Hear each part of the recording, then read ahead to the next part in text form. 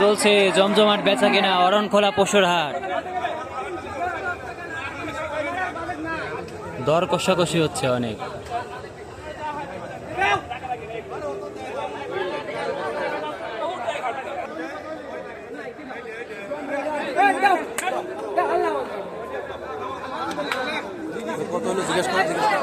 ভাই কত হইলো? 2,30,000। 2,30,000 টাকায় বিক্রি হয়ে গেল অরণখোলা পশুর হাট থেকে সুন্দর গরুটি। দেখেন শাহিওয়াল জাতের, সাইদ দাঁতের একটি গরু দেখেন।